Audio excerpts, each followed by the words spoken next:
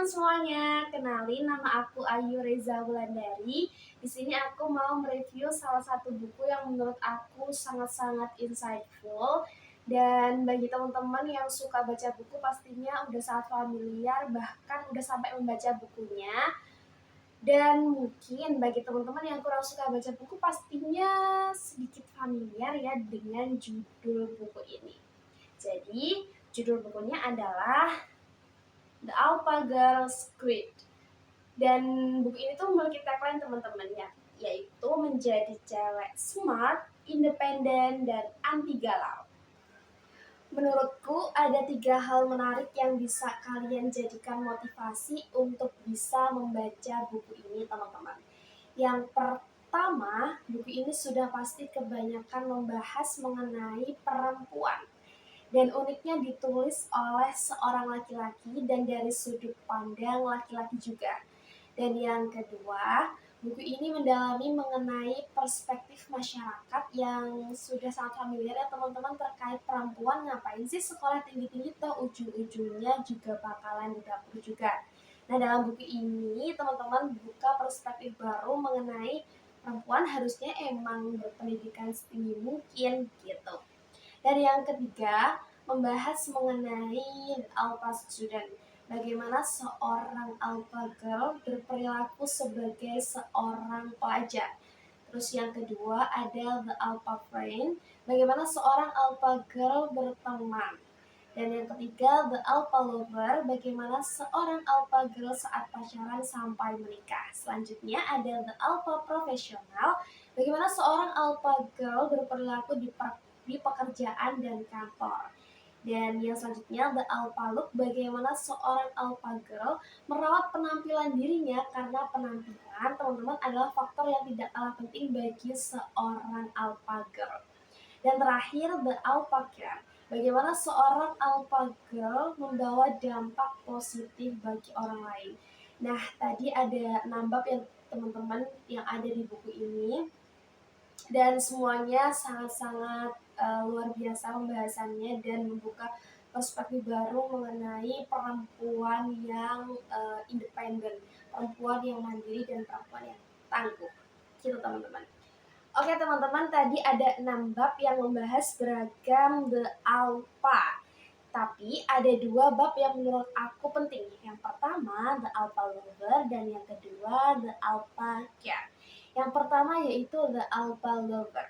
Dalam bab ini, alpha girl memulai hubungan ya dan tanda kutip pacaran karena bertemu orang yang tepat dan memang menginginkannya, bukan karena tekanan dari teman-teman ataupun masalah gengsi.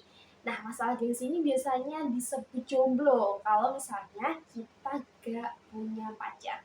Dan ada satu quotes yang sangat menurutku sangat spesial dari buku ini. Bunyinya gini teman-teman. Hidup terlalu remeh hanya untuk memikirkan cinta terhadap pacar.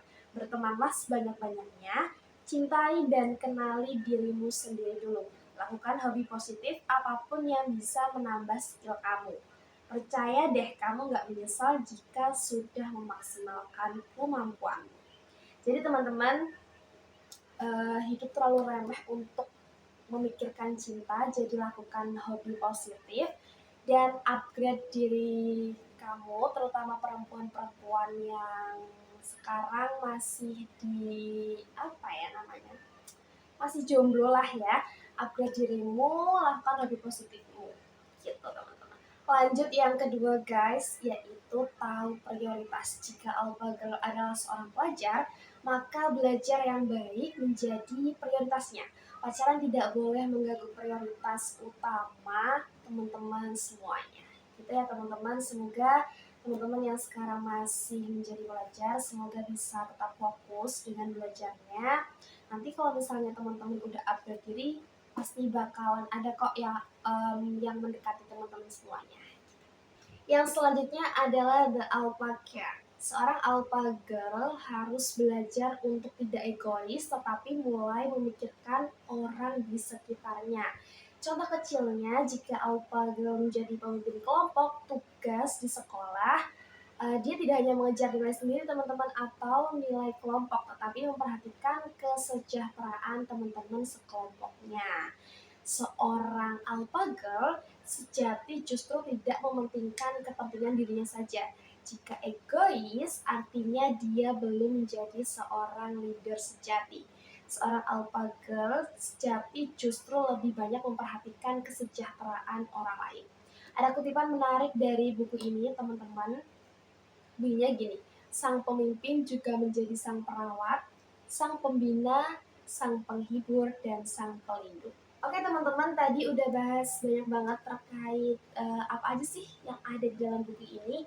Dan tadi udah dijelasin beberapa ya, ada 2 bab yang udah aku jelasin sedikit mengenai hal ini. Dan dari tadi tuh ngomongin alpha girl itu sebenarnya definisi alpha girl itu seperti apa sih? Nah, definisi alpha girl itu adalah perempuan-perempuan yang berada di puncak karena satu prestasi dan attitude-nya. Mereka dihormati dan disegani baik oleh perempuan maupun laki-laki. Dan mereka percaya diri serta mengoptimalkan apa yang ada di dalam dirinya dan ataupun potensinya. Menjadi seorang alpha female bisa dimulai sejak dini dengan menjadi alpha girl. Begitu teman-teman. Teman-teman, aku mau sharing ketika aku menemukan buku ini pertama kali. Aku selalu lihat, kalau aku lihat buku tuh selalu lihat dari covernya terlebih dahulu. Jadi buku The Alpha Girl Guide ini covernya sudah tertera ya teman-teman, banyak foto-foto perempuan. Jadi sudah bisa ditebak bahwa buku ini tuh yang bahas tentang terkait perempuan gitu.